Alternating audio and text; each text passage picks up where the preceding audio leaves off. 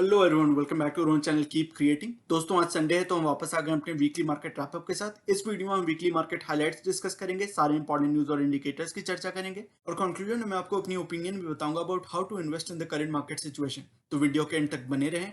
मैंने चैनल पे basics of investing and wealth creation और म्यूचुअल फंड इन्वेस्टिंग के नाम से दो प्लेलिस्ट भी क्रिएट किए। ये सभी फंडामेंटल वीडियोस अगर आपने अब तक चेक नहीं किए हैं तो प्लीज देखिए।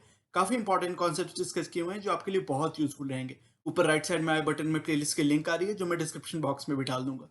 दोस्तों, अगर आपने अब तक चैनल को सब्सक्राइब नहीं किया तो अभी कर लें और बेल आइकन भी प्रेस करें, क्योंकि हम ऐसे ही वीकली बेसिस पर स्टॉक मार्केट के टेक्निकल इंडिकेटर्स और इंपॉर्टेंट न्यूज की रिव्यू करते रहते हैं जो आपके लिए बहुत यूजफुल हो सकते हैं और ये आपसे मिस नहीं होने चाहिए। So without taking any more of your time, let's get started.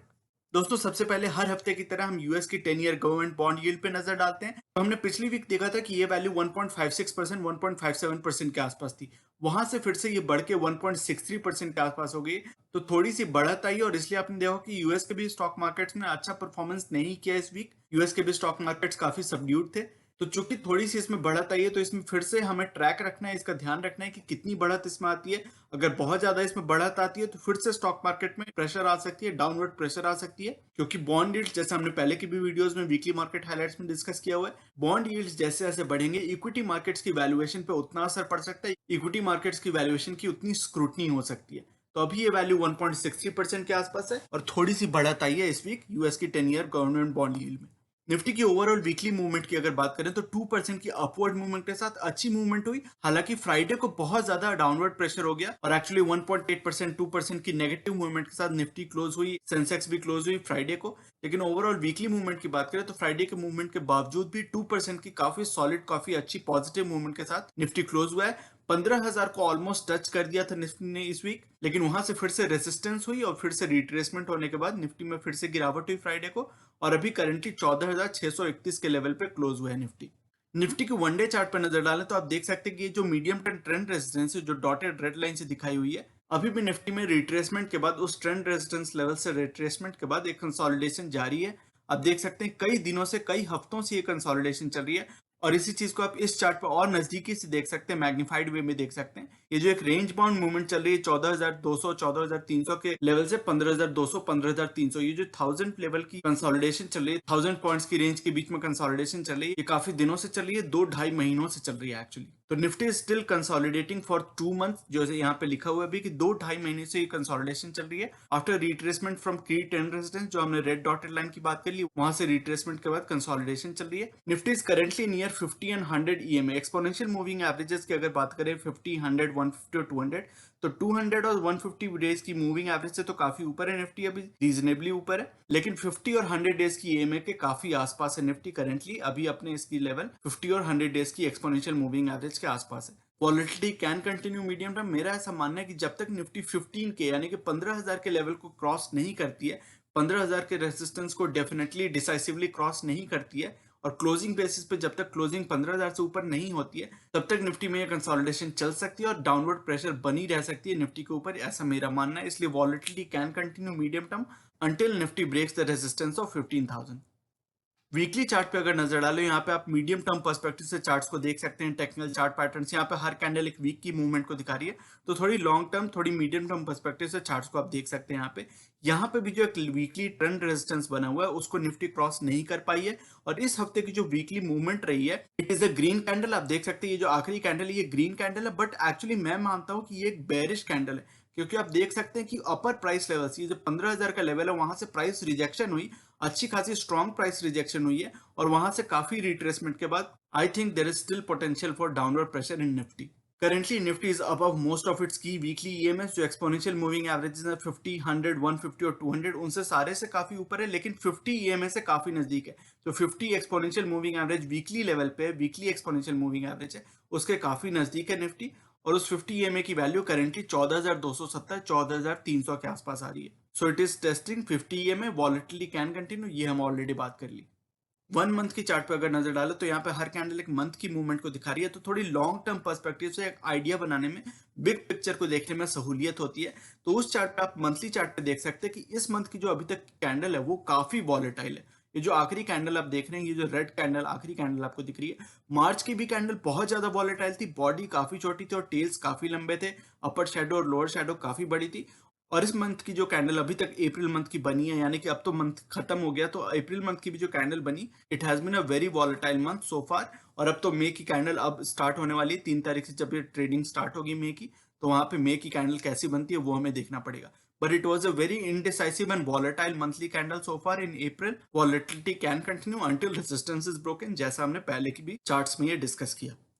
RSI में देखें तो पिछले हफ्ते में ही हमने बात की थी कि आरएसआई में नेगेटिव डाइवर्जेंस बन रहा था, तो उसमें थोड़ी सी सुधार आई है। आप देख सकते हैं थोड़ी सी बम्प अप आई थी, स्पेशली ट्यूसडे वेंसडे थर्सडे को अच्छी मूवमेंट हुई थी, पॉजिटिव मूवमेंट हुई थी निफ्टी में, उसके कारण एक बम्प अप मिला था आरएसआई की वैल्यू में। तो जो ये नेगेटिव डाइवर्जेंस काफी दिनों से हमें दिख रहा था कि लोअर लोज लोअर हाइज बन रहे थे, उसमें थोड़ी सी सुधार मिली थी, लेकिन वहां से फिर से एक गिरावट आई है। और फ्राइडे की जैसे हमने बात की कि फ्राइडे की मूवमेंट काफी नेगेटिव थी, तो वहां से गिरावट के बाद निफ्टी की करंट आरएसआई की वैल्यू 49.6 आ रही है। It is currently still in the neutral zone and it has strengthened a little bit from last week. Last week हमने वैल्यू देखी थी कि 42 के आसपास ये वैल्यू आ रही थी, तो वहां से थोड़ी सी सुधार आई है आरएसआई की वैल्यू में, लेकिन currently it is still in the neutral zone. और अपनी जो ये रेंज बाउंड मूवमेंट इसकी रहती है, आप देख सकते हैं ये जो बॉक्स बना हुआ है 30 से 70 के बीच का, उसके टुवर्ड्स द लोअर रेंज अभी चल रही है निफ्टी की current RSI. It is not oversold, it is not overbought, it is still neutral, लेकिन फिर भी अभी पोटेंशियल ये है कि थोड़ी सी गिरावट और आ सकती है। और वहां से थोड़ी सी अगर गिरावट आती है 14,300 14,400 के लेवल पे पहुंचता है, या 14,200 के भी लेवल तक अगर पहुंचता है, एक्सपोनेंशियल मूविंग एवरेज तक पहुंचता है निफ्टी, तो वहां से एक टेक्निकल बाउंस बैक की प्रोबेबिलिटी काफी हाई हो जाएगी, क्योंकि निफ्टी का आरएसआई जब एक ओवरसोल्ड लेवल के आसपास पहुंचने लगता है 30-35 के आसपास, तो वहां से यूजुअली एक अच्छा खासा टेक्निकल बाउंस बैक हमें दिखता है। तो वो हमें वेट करना पड़ेगा और इस वीक की मूवमेंट देखनी पड़ेगी कि किस तरह की मूवमेंट रहती है, क्या यहाँ से ही टेक्निकल बाउंस बैक आ जाता है, या थोड़ी सी डाउनवर्ड प्रेशर और बनती है और फिर वहां से टेक्निकल बाउंस बैक आता है। तो that remains to be seen this week. MSCD पे देखे तो वहां पे एक बुलिश क्रॉसओवर बना है, रीजनेबली स्ट्रॉन्ग बुलिश क्रॉसओवर बना है, लेकिन देखने की बात ये भी है कि फ्राइडे की नेगेटिव मूवमेंट के कारण the gap is starting to flatten again. एक अच्छी स्टीप स्लोप बुलिश क्रॉसओवर की बनी थी, जो मंडे ट्यूसडे वेडनेसडे और थर्सडे को अच्छी पॉजिटिव स्टार्ट रही थी वीक की, तो वहां पे एक अच्छी बुलिश क्रॉसओवर बनी थी, स्ट्रॉन्ग बुलिश क्रॉसओवर। लेकिन फ्राइडे को जो नेगेटिव मूवमेंट है ये, उसके कारण एमएससीडी पे फिर से ये गैप फिर से फ्लैटन होने लगा है, फिर से कमजोरी इसमें दिखने लगी है गैप में एमएससीडी के लेवल पे। इकोनॉमी से रिलेटेड कुछ खास तो न्यूज़ नहीं है, ज़्यादातर हम कॉर्पोरेट अपडेट्स की बात करेंगे, बहुत सारे रिजल्ट्स को हमें डिस्कस करना है, तो मैं क्विकली बहुत सारे कॉर्पोरेट रिजल्ट्स की डिस्कशन यहाँ पे करूंगा, एक ब्रीफ ओवरव्यू आपको देता चलूंगा। लेकिन अगर इकोनॉमी से रिलेटेड एक इंपॉर्टेंट न्यूज़ की बात करें तो स्टील प्राइसेस में अपवर्ड मार्च बनी हुई है, यानी कि स्टील प्राइसेस धीरे धीरे क्लाइंब करते जा रहे हैं। अगर अप्रैल 2020 से अप्रैल 2021 को कंपेयर करें तो एक साल में 59%, ऑलमोस्ट 60% की बढ़त आई है इन prices, steel prices over a period of 1 year, which is exceptional, which is very very strong. लेकिन इसका रिपल इफेक्ट ये होता है, ट्रिकल डाउन इफेक्ट ये होता है कि जो भी डाउनस्ट्रीम कंपनीज है जो कि स्टील को यूज करती है, और ऐसी बहुत सारी इंडस्ट्रीज है, स्पेशली आप कार्स की बात करें, ऑटोमोबाइल की बात करें, टू व्हीलर फोर व्हीलर कुछ भी हो जाए, बहुत सारी फैक्ट्रीज हैं, बहुत सारे अदर इंडस्ट्रीज हैं जो कि स्टील के प्रोडक्ट्स यूज करते हैं, ऑलमोस्ट बहुत सारी इंडस्ट्रीज यूज करती हैं। इंफ्रास्ट्रक्चर में यूज होता है, फैक्ट्रीज में यूज होता है, पाइप्स में यूज होता है, कहीं भी आप देख लें स्टील की प्रोडक्शन की डिमांड बहुत ज्यादा रहती है। तो जैसे जैसे स्टील की प्राइसेस में अपवर्ड प्रेशर रहती है, इन सारी इंडस्ट्रीज की इनपुट कॉस्ट बढ़ती जाती है और इन्फ्लेशन का खतरा उतना ही ज्यादा रहता है। तो ये एक पॉजिटिव बात है स्टील कंपनीज के लिए। स्टील कंपनीज में आप देख रहे हैं कि कई महीनों से अपवर्ड ट्रेंड चला हुआ है, काफी अच्छी स्टॉक प्राइसेस परफॉर्म कर रही हैं स्टील कंपनीज की। लेकिन साथ साथ आपको ये भी ध्यान रखना है कि इससे रिजल्टिंग एक इन्फ्लेशन होता है जिसका भार हमें ही उठाना है, as consumers, as retail consumers, हमें ही उठाना है इसका भार। तो that really is something that we have to keep in mind. फिर Q4 रिजल्ट्स की बात करते हैं, और जैसे हमने कहा बहुत सारी कंपनीज के रिजल्ट्स को हमें कवर करना है, तो मैं क्विक नंबर्स, आपको जो इंपॉर्टेंट नंबर्स है उनकी ओवरव्यू देता चलूंगा, ताकि आपको आइडिया लग सके कि किस कंपनी ने कैसी परफॉर्मेंस दी और उसका रीजन क्या है। तो टेक महिंद्रा से किक ऑफ करते हैं। टेक महिंद्रा के रिजल्ट्स की अगर बात करें तो नेट प्रॉफिट इनकी 34.6%, ऑलमोस्ट 35% बढ़त आई है on year basis compare to the same quarter last year. 35% की जंप आई है, which is very very good. और 17.4% की जंप आई है on a quarter on quarter basis. तो quarter on quarter basis October to December quarter से अगर कंपेयर करें तो जनवरी टू मार्च क्वार्टर में 17.4% की नेट प्रॉफिट में जंप आई है, which is also very very strong, very healthy. लेकिन इसमें यह भी बात है कि it missed a few analyst estimates, लेकिन फिर भी ये नंबर्स काफी स्ट्रॉन्ग माने जाएंगे। रेवेन्यू में 2.5% की जंप है, लेकिन still it missed a few analyst estimates. और इसलिए आपने देखा हो कि इस हफ्ते आईटी कंपनीज के स्टॉक्स में थोड़ी अच्छी खासी प्रेशर बनी हुई थी। स्पेशली हम आगे भी बात करेंगे, एचसीएल टेक के रिजल्ट्स की बात करेंगे, हमने टीसीएस के रिजल्ट्स तो पिछली वीक ही डिस्कस कर लिए थे। तो आईटी कंपनीज अच्छा परफॉर्म करी है, लेकिन फिर भी कुछ ना कुछ, किसी न किसी बेसिस पे कुछ ना कुछ करके ये प्रॉफिट के नंबर्स थोड़े से एनालिस्ट एस्टिमेट्स को थोड़ा थोड़ा मिस कर रहे हैं, है ज्यादातर कंपनीज का। हालांकि विप्रो के रिजल्ट काफी अच्छे थे, इन्फोसिस के भी रिजल्ट अच्छे थे, लेकिन फिर भी अगर बात की रहे तो कहीं ना कहीं किसी न किसी बेसिस पे एनालिस्ट एस्टिमेट्स को ये मिस कर रहे हैं, जिसके कारण इनकी स्टॉक्स में थोड़ी प्रेशर बनी हुई है आईटी के स्टॉक्स में। प्लस इनकी वैल्यूएशन अपनी मीडियन पीई वैल्यूज से काफी ज्यादा ओवर वैल्यूड है ये सारे के सारे स्टॉक्स, क्योंकि एनालिस्ट एक्सपेक्टेशन, स्ट्रीट एस्टिमेशंस ऐसे थे कि इनकी परफॉर्मेंस बहुत स्टुपेंडस होने वाली है, बहुत स्ट्रांग होने वाली है। तो स्ट्रांग परफॉर्मेंस तो है, लेकिन इतनी ज्यादा शायद स्ट्रांग नहीं है जितनी स्ट्रीट एस्टिमेट कर रही थी। तो इसी कारण इनके स्टॉक प्राइसेस में ओवर वैल्यूएशन के कारण, एक्सपेंसिव वैल्यूएशन के कारण थोड़ी टाइम करेक्शन आ रही है और थोड़ी प्राइस करेक्शन भी आ रही है। फिर ब्रिटानिया के रिजल्ट थोड़े अंडरवेलमिंग थे। इसकी नेट प्रॉफिट में 3.3% की ड्रॉप आई है, बढ़त तो नहीं आई है, ड्रॉप आई है, which is not very good. हालांकि रेवेन्यू फ्रॉम ऑपरेशंस बढ़े हैं 9.2% से, लेकिन नेट प्रॉफिट में डिक्लाइन है। तो ये एक अलार्मिंग साइन है। ये तो आपको चीज है, अगर आप ब्रिटानिया में इन्वेस्टेड है, ब्रिटानिया में लॉन्ग टर्म इन्वेस्टिंग पर्सपेक्टिव है आपकी, तो ये एक चीज है जो आपको ध्यान रखना है कि आगे आने वाले 1-2 क्वार्टर्स में इस नंबर पे आप नजर बना के रख सकते हैं। आपने देखा हो कि जनवरी मार्च क्वार्टर 2020 में काफी अच्छे नंबर्स थे ब्रिटानिया के, जब लोगों ने स्टॉक पाइल कर लिया था, बिस्किट, स्नैक्स वगैरह सब कुछ, केक्स वगैरह सब स्टॉक पाइल कर लिया था। जब लॉकडाउन की अनाउंसमेंट हुई थी तो बहुत ज्यादा रिजल्ट्स अच्छे हो गए थे ब्रिटानिया के, क्योंकि लोगों ने बहुत ज्यादा स्टॉकिंग कर ली थी अपने सारे स्नैक्स, केक्स, बिस्किट्स वगैरह की। तो उनके नंबर्स उस क्वार्टर में बहुत ज्यादा एक्सेप्शनली स्ट्रांग हो गए थे। तो ये भी आपको ध्यान रखना है कि चूंकि ईयर ऑन ईयर बेसिस पे कंपैरिजन हो रही है, और Jan to March quarter of 2020 was very very strong for Britannia. तो चूंकि एक स्ट्रांग क्वार्टर से कंपैरिजन हो रही है, इसलिए यहाँ पे नेट प्रॉफिट में थोड़ी सी डिक्लाइन आई है, but still it is something that we have to keep an eye on and see how it evolves over the next few quarters. HDFC Life की अगर बात करें तो इसके रिजल्ट्स काफी सॉलिड थे एक्चुअली। इन्होंने अपनी मार्केट शेयर भी 14.2% से 15.5% तक कर लिया है, which is a healthy sign, which is a very strong sign for HDFC Life. अगर स्टैंड अलोन प्रॉफिट की अगर बात करें तो 2% ईयर ऑन ईयर की ग्रोथ है, बहुत ज्यादा कोई एक्सेप्शनल ग्रोथ नहीं है। और इनके प्रॉफिट्स पे एक्चुअली इंपैक्ट हुआ है कोविड की सेकंड वेव के कारण। इनको प्रोविजनिंग करनी पड़ी है 165 करोड़ की, इन्होंने एडिशनल प्रोविजनिंग की है related to the second wave of Covid. इसके कारण इनके प्रॉफिट नंबर्स थोड़े सबड्यूड दिख रहे हैं आपको। अगर ये प्रोविजनिंग नहीं होती तो इनके प्रॉफिट नंबर्स काफी अच्छे होते, काफी स्ट्रॉन्ग हेल्दी ग्रोथ दिखाई उन्होंने। और वही आपको यहाँ पे दिख रहा है, न्यू प्रीमियम्स इनके 45.6, ऑलमोस्ट 46% की ग्रोथ दिखाई है on a year on year basis, which is exceptional performance from HDFC life. तो सारे नंबर्स काफी अच्छे हैं। अगर ये प्रोविजनिंग नहीं की होती 165 करोड़ की, तो इनके प्रॉफिट नंबर्स भी काफी अच्छे दिख रहे होते। और इसी प्रोविजनिंग के कारण और सबड्यूड प्रॉफिट ग्रोथ के कारण आपने देखा हो कि एचडीएफसी लाइफ के स्टॉक में थोड़ी डाउनवर्ड प्रेशर थी इस वीक। लेकिन if you see long term growth potential in this company जो मुझे दिखती है, तो you can definitely take advantage of these opportunities. और उसकी हम आज की जो सेकंड वीडियो होती है best stocks to buy now, उनमें इसकी सपोर्ट लेवल्स की बात करेंगे, कौन से सपोर्ट लेवल्स पे आप एक्यूमुलेट करना स्टार्ट कर सकते हैं if you see a long term growth story in life insurance sector and HDFC Life in particular. Axis Bank के नंबर्स की अगर बात करें तो इनके भी नंबर्स काफी अच्छे थे।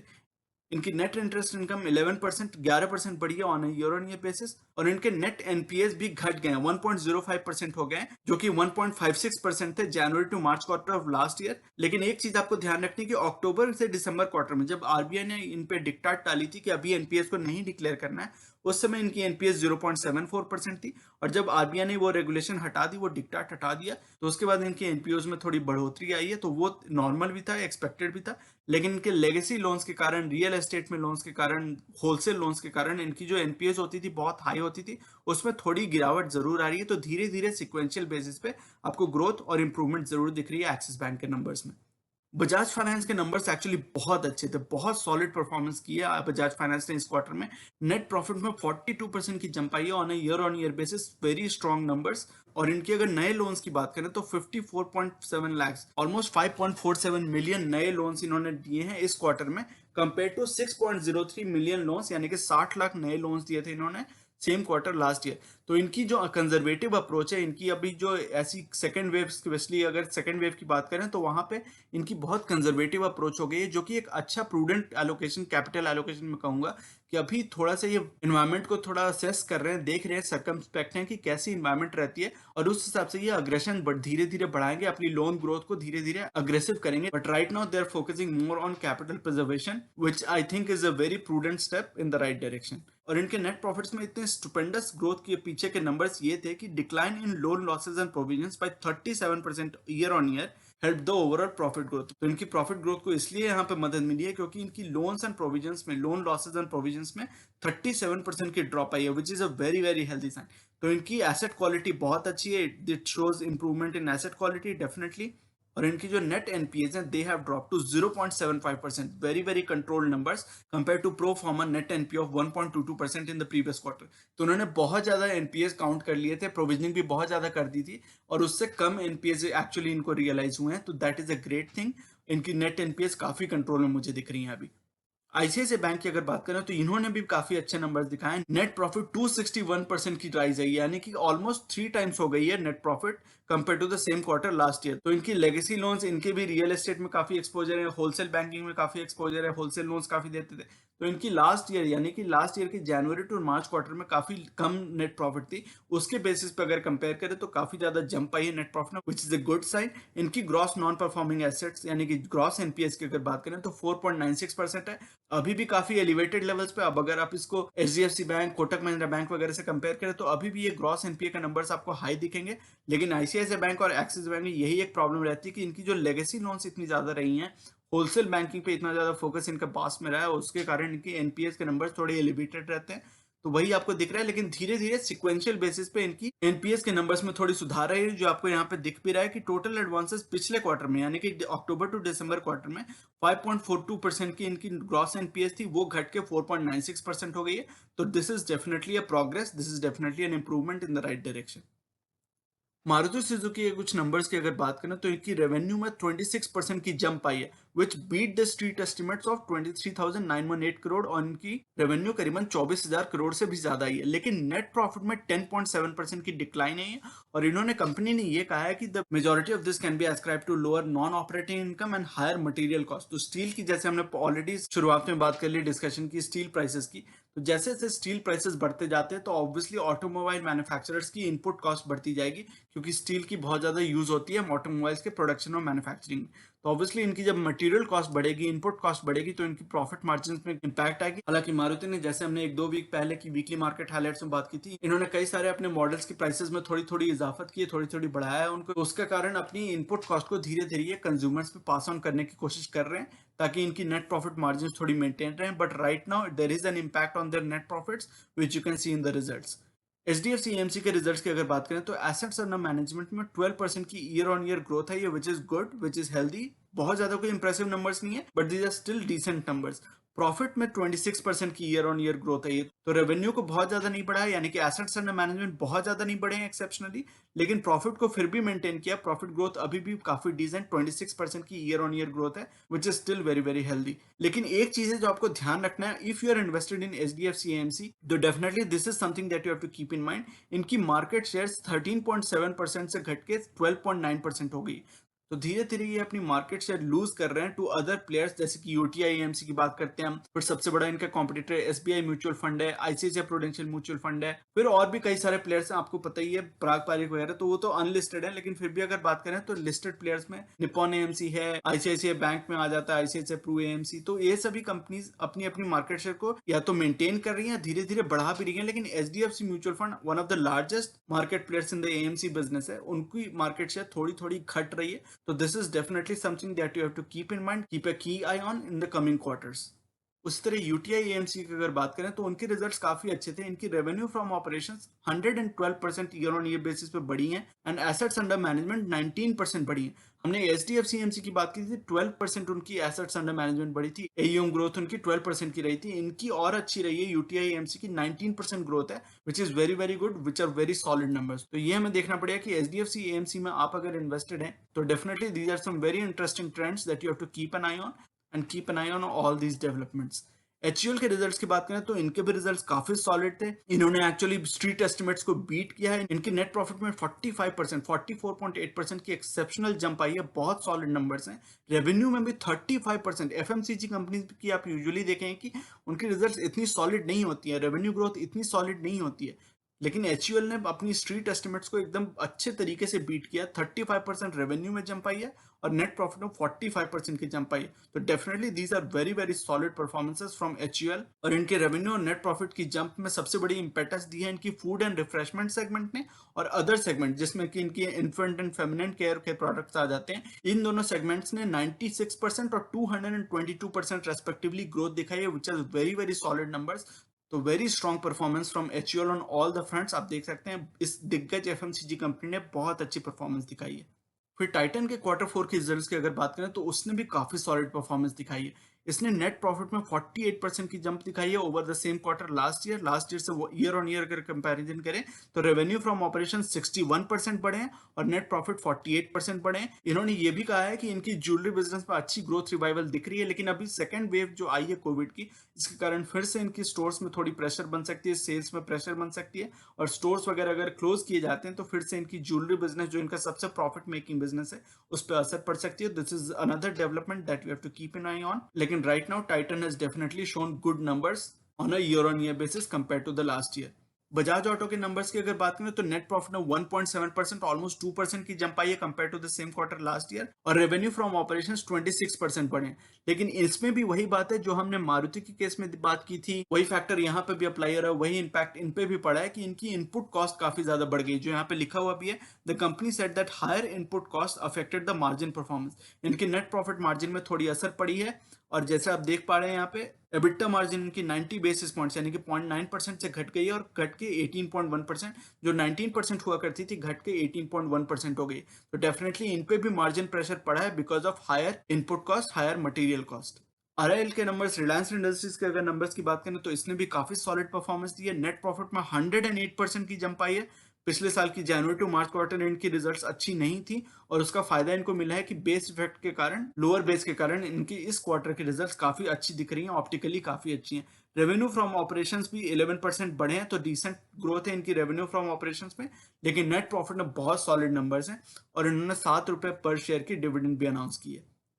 फिर यस बैंक के रिजल्ट्स एक्सेप्शनली बैड हैं। हमने कई सारी कंपनीज की डिस्कशन की, उनकी रिजल्ट्स काफी सॉलिड दिखी, काफी स्ट्रॉन्ग नंबर्स थे, लेकिन yes bank is always an exception. Unfortunately it is still an exception. आप देख सकते हैं इन्होंने लॉस अनाउंस किया है फिर से।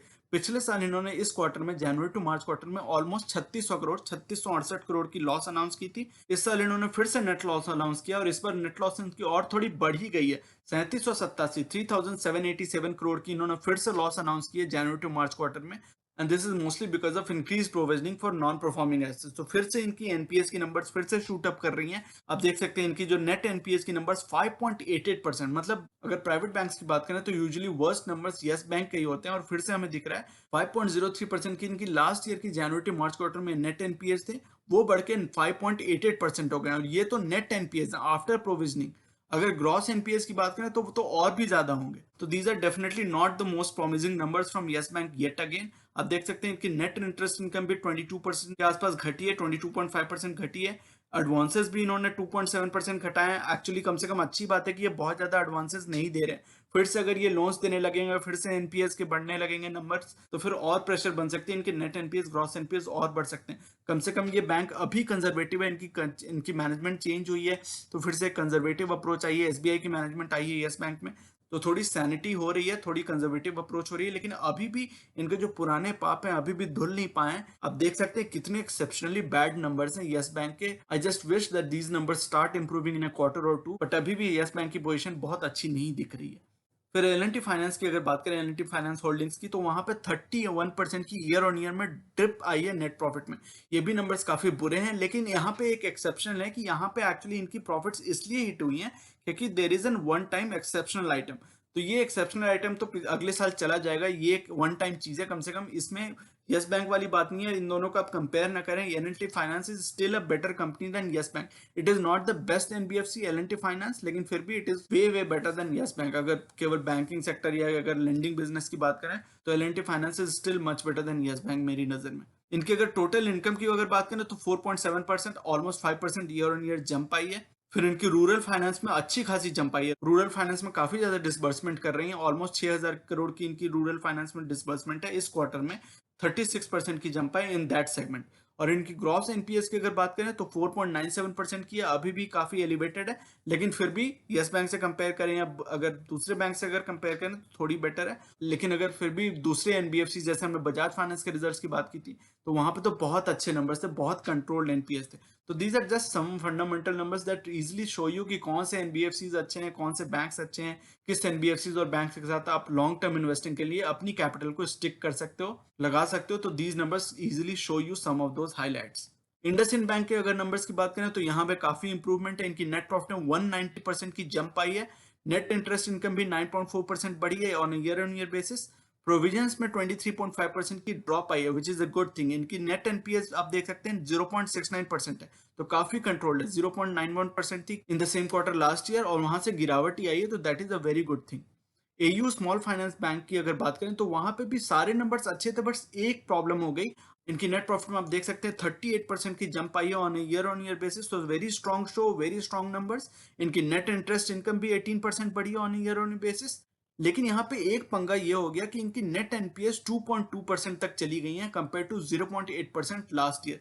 तो लास्ट ईयर जो ये नंबर 0.8% थी, काफी लो नंबर्स थी। स्मॉल फाइनेंस बैंक में one of the most fundamentally strong small finance bank है एयू स्मॉल फाइनेंस बैंक। इनकी operation usually just Rajasthan and surrounding areas में लोकेटेड है, तो इनकी नेट एनपीएस में काफी ज्यादा। और चूंकि ये रूरल सेगमेंट को ज्यादा केटर करते हैं, रूरल स्मॉल फाइनेंस बैंक, चूंकि स्मॉल फाइनेंस बैंक तो आपको ऑलरेडी पता है कि ये सेमी अर्बन और रूरल एरियाज में ज्यादा फोकस करते हैं, क्योंकि अर्बन एरियाज में तो बैंक्स ही होते हैं, तो वहां पे स्मॉल फाइनेंस बैंक्स की ज्यादा जरूरत ही नहीं है। तो स्मॉल फाइनेंस बैंक एक्चुअली ऐसे कस्टमर्स तक रीच करने की कोशिश करते हैं जहां पे बैंकिंग जो बड़े बैंक है वो रीच नहीं कर पा रहे हैं, वहां पे स्मॉल फाइनेंस बैंक्स होते हैं। तो स्मॉल फाइनेंस बैंक्स में अगर सबसे फंडामेंटली स्ट्रॉन्ग बैंक आप अगर बात करें, और उसकी मैं कंपैरेटिव एनालिसिस भी बहुत है जल्दी एक सेक्टर वाइज कंपैरेटिव एनालिसिस लाऊंगा, उसमें स्मॉल फाइनेंस बैंक्स की सेक्टर की अगर जब हम बात करेंगे तो वहां पे कई सारे जो 2-3 स्मॉल फाइनेंस बैंक्स लिस्टेड हैं उनकी बात करेंगे। तो उस कंपैरेटिव एनालिसिस में मोस्ट लाइकली आप ये देखेंगे कि इस बैंक के, स्मॉल फाइनेंस बैंक के सबसे अच्छे नंबर्स हैं, best numbers, best fundamentally strong bank यही है।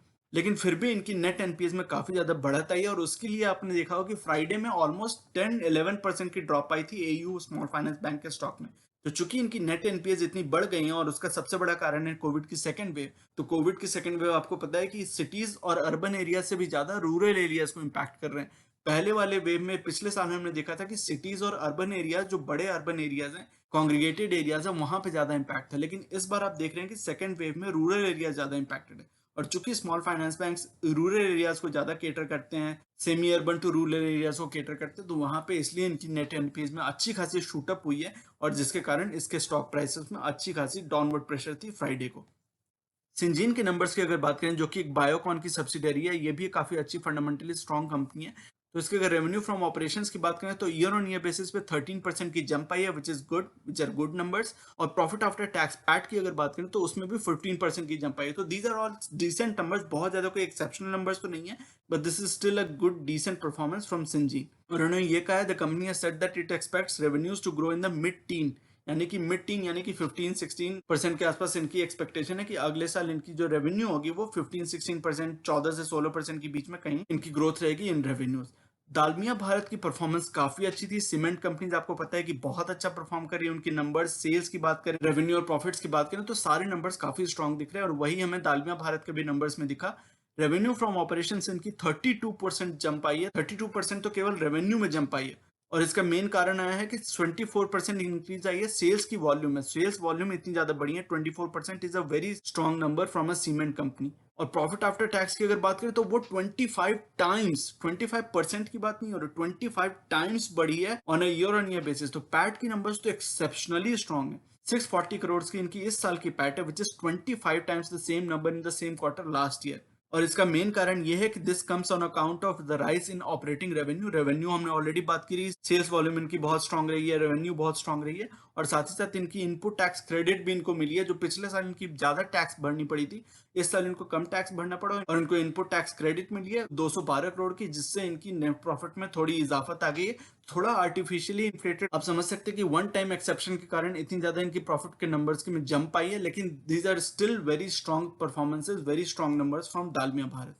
फिर CCI, competition commission of India ने टाटा और बिग बास्केट, जो टाटा डिजिटल जो अक्वायर करना चाहती थी, बिग बास्केट की बिजनेस को अपने अंदर समाहित करना चाहती थी, उसके लिए सीसीआई ने इनको नोट दे दिया है। आपको पता होगा Tata Digital is a subsidiary of the Tata group obviously. According to the deal, Tata Digital will acquire up to 64.3% stake in the B2B business of Big Basket. तो बिजनेस टू बिजनेस सेगमेंट जो इनका बिग बास्केट का है, उसमें 64.3% की स्टेक तक ले सकती है टाटा डिजिटल। और साथ ही साथ इनकी B2C segment, business to consumer segment जो है, वो भी टाटा डिजिटल अक्वायर कर लेगी from Big Basket. So this is a very positive news for the Tata group and Tata Digital in particular. Tata Coffee के भी रिजल्ट्स की अगर बात करें तो उसकी भी काफी सॉलिड परफॉर्मेंस थी। It improved its revenue from operations by 14.4%। तो रेवेन्यू में 14.4% की ईयर ऑन ईयर जंप आई है। और नेट प्रॉफिट की अगर बात करें तो 139% की बहुत स्ट्रॉन्ग एक्सेप्शनल नंबर। ऑब्वियसली आपको ये ध्यान रखना है कि पिछले साल की ये क्वार्टर की परफॉर्मेंस अच्छी नहीं थी, जैन टू मार्च क्वार्टर में। तो वहां पे हमने देखा था कि मार्च में तो लॉकडाउन ही आ गए थे, तो वहां पे परफॉर्मेंस अच्छी नहीं थी इस क्वार्टर में, सेम क्वार्टर लास्ट ईयर में। लेकिन वहां से अगर लो बेस पे भी अगर कंपेयर करें तो 139% की जंप बहुत एक्सेप्शनल, बहुत स्ट्रॉन्ग मानी जाएगी। लेकिन एक चीज आपको ध्यान रखनी है, the performance of its value added product business, जो इनका सबसे ज्यादा नेट प्रॉफिट मार्जिन जहां पे जनरेट होता है, जहां पे सबसे ज्यादा इनकी वैल्यू जनरेट होती है, सबसे ज्यादा नेट प्रॉफिट जनरेट होता है, उनकी उस बिजनेस सेगमेंट में सेकंड कोविड वेव के कारण थोड़ा इंपैक्ट पड़ रहा है because of the logistical issues and muted demand. तो डिमांड भी कम है, लोगों की ऑब्वियसली जो डिस्क्रिशनरी कंजम्पशन है वो थोड़ी घट गई है, तो वैल्यू एडेड प्रोडक्ट्स की कंजम्पशन की डिमांड थोड़ी घट गई है, और साथ ही साथ लॉजिस्टिकल इश्यूज भी इनको फेस करने पड़ रहे हैं, और उसके कारण उस वैल्यू एडेड सेगमेंट में, वैल्यू एडेड प्रोडक्ट बिजनेस में इनको थोड़ा इंपैक्ट झेलना पड़ रहा है। तो इनके आगे आने वाले क्वार्टर्स में कैसी परफॉर्मेंस रहती है, ये हमें देखना पड़ेगा कि कैसे परफॉर्मेंस इवॉल्व करती है।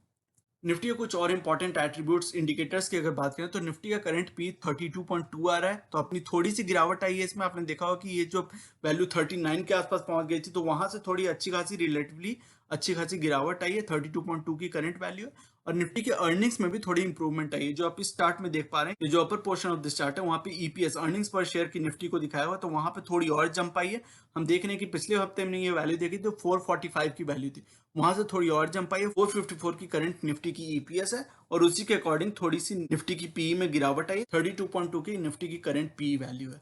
निफ्टी की पुट कॉल रेशियो की अगर बात करें तो उसकी वैल्यू 0.92 आ रही है, तो विच इज स्लाइटली बुलिश। जब ये वैल्यू 1 से कम होती है तो हम उसको बुलिश मानते हैं, स्पेशली जब 0.75 के आसपास जाने लगती है तब तो एक्स्ट्रा अल्टीमेट बुलिश हो जाता है, ओवरली बुलिश हो जाता है निफ्टी। और जब ये वैल्यू 1 से ज्यादा होने लगती है तो हम निफ्टी के ओवरऑल सेंटिमेंट्स को बेरिश मानते हैं, स्पेशली जब 1.25 के आसपास ये वैल्यू जाने लगती है तो हम मानते हैं कि निफ्टी अभी ओवरली बेरिश हो गया है। तो निफ्टी अभी करंटली स्लाइटली बुलिश है because this value is 0.92 which is less than 1।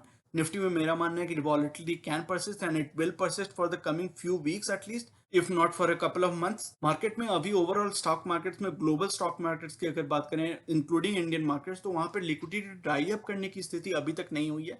जब यूएस की गवर्नमेंट 10 ईयर बॉन्ड यील्ड्स 2%, 2.25%, 2.5% के आसपास जाने लगे हैं, तो definitely liquidity can dry up. तो वो एक नंबर है जो हम हमेशा हर वीक डिस्कस करते रहते हैं, उसको रिव्यू करते रहते हैं, उसको ट्रैक करते रहते हैं। तो definitely that is one number that you have to keep an eye on. लेकिन अभी जहां तक लिक्विडिटी ड्राई अप होने की बात है, तो definitely there is ample liquidity right now, you should not worry about liquidity drying up. India के जो लोकल इश्यूज हैं, डोमेस्टिक इश्यूज हैं, उसके कारण स्टॉक मार्केट में थोड़ी प्रेशर बनी हुई है, रेंज बाउंड मूवमेंट चल रही है।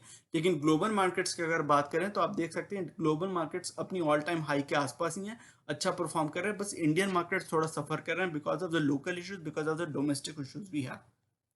तो आपकी हमारी इन्वेस्टिंग अप्रोच क्या हो सकती है दोस्तों? मेरा अभी भी मानना है कि एसआईपी को बंद करने का कोई रीजन नहीं है। एक्चुअली एसआईपी को इंक्रीज करने के जब भी आपको अपॉर्चुनिटीज दिखते हैं, निफ्टी में जब भी 5, 8, 10% की करेक्शन आती है, तो actually you can consider increasing your SIP, stepping up your SIP instead of actually stopping your SIP. SIP को बंद करने की, रेगुलर इन्वेस्टिंग को बंद करने की कोई रीजन नहीं है, कोई स्ट्रॉन्ग रीजन नहीं है। निफ्टी में इतनी ज्यादा गिरावट नहीं आई है कि आपको पैनिक होना है। एक्चुअली निफ्टी में जब कंसोलिडेशन चलती है तो आपको ज्यादा मौके मिलते हैं अच्छी प्राइस लेवल्स पे अच्छे स्टॉक्स को कंसोलिडेशन में अच्छी तरीके से एक्यूमुलेट करने का for long term investment horizon.